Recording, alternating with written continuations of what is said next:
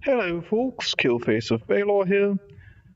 Sorry for any background noise. I am at work once again. I wanted to start filming some tip videos for newer players. So the first one is when you first start Celtic Heroes, there will be an account called Guest. I cannot show you because I've played from this device before. And you're going to need to change that. You do not want to start on the guest account because you will have to start over if you would like a character that will transfer to your next device.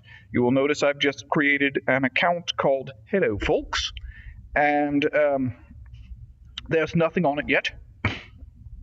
I'm going to take a look at character selection. So here's what we're going to do.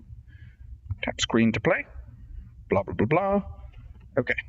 Now, we're going to have to choose a server. Let me go somewhere with better internet. Either way, we're going to have to choose a server. We're going to have to choose a class. I'll try and give just some basic rundown on that. As far as a server, if you have friends that play, make sure you play on the same server they play on. If you do not, it would be worth visiting Celtic Heroes forums and trying to learn a bit about each different server. Anyway, so here we have a druid. And also, you need to choose your gender on this screen, although you won't have to choose the rest of your appearance. Basically, they're healers. They're the hardest to level solo, but they do great in groups, and basically, they're going to have the most supportive role, primarily end game, although especially now with the Corrupted Gardens update, there are some good options for DPS druids, and really there are all the way through, but it's definitely going to be the most difficult class to level in general solo. Mage, you'll notice I play a mage quite often. I like this one. It's relatively easy to level because it has very high burst damage, especially not on the end game bosses so much as on just general mobs. There's a whole discussion with chaos damage and all that I'll have to go into later. I do get boss kills. You do have good damage at end game bosses, but you're not necessarily the top DPS class, and you're quite squishy. A druid has equally low armor stats, but due to their buff skills that they can cast on allies, you can cast those on yourself and be relatively tanky. The ranger, ranged damage, best auto attack in the game.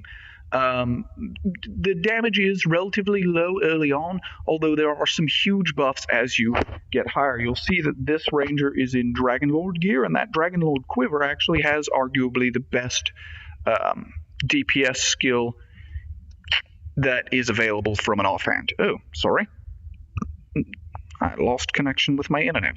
What a bummer. Anyway, it gives divine damage to your auto attack, which is unresisted on the vast majority of endgame bosses. Let me try to disconnect from the internet and see what happens here. There we go. Okay. Rogue, which is the first one that I ever played, it's dual-wielding knives, and I'm a knife guy. I'm a knife collector. I'll show you some of that. So that was kind of my reasoning there. They were definitely the best class prior to the tower update, so up until somewhere around level 180 or so, rogues are quite strong. As a result, they were also the most popular and can be the most difficult to get gear for. There's definitely going to be the most competition for rogue gear on the majority of servers, and they're going to be in the lowest demand most of the time. The warriors, they are the tank, although you can do quite a good DPS warrior as well. You're never going to be top DPS, but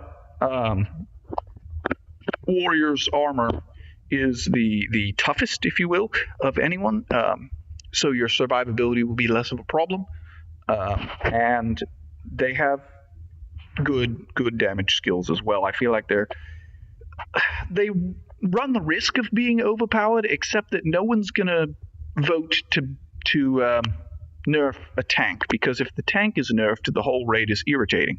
The reason that they're not overpowered is because they did a good job of making it so that you really have to be either a tank or DPS, and they're not really overpowered in either role, although there's no other class really that can tank. It's just they're decent in both roles and even good in both roles, and so if you can get perfect gear to do sort of a hybrid thing, they're very, very strong solo. So for soloing bosses, the warrior and then the ranger can solo bosses that aren't ranged quite well because they have bolus, which slows down your opponent. Anyway, those are some thoughts on selecting classes. Mages are going to use focus and vitality and don't really use their auto weapon at all. And you're not going to be quite as pressured to get the same gear sets that warriors, rangers, and rogues are going to have. Those will normally be referred to as melee classes, even though the ranger is ranged.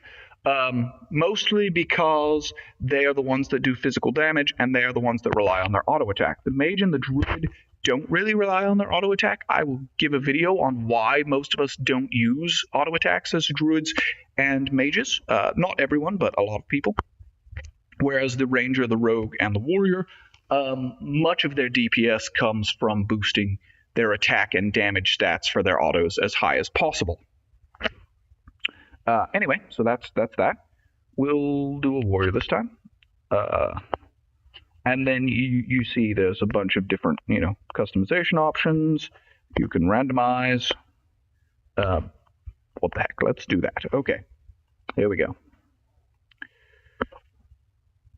And then you have different name options. Do think about the fact that you can't change this name.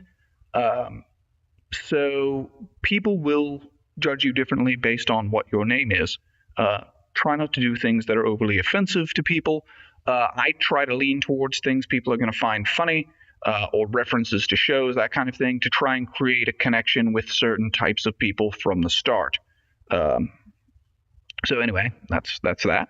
And then here is where you are going to be able to select both your world, and you get that look at a class again.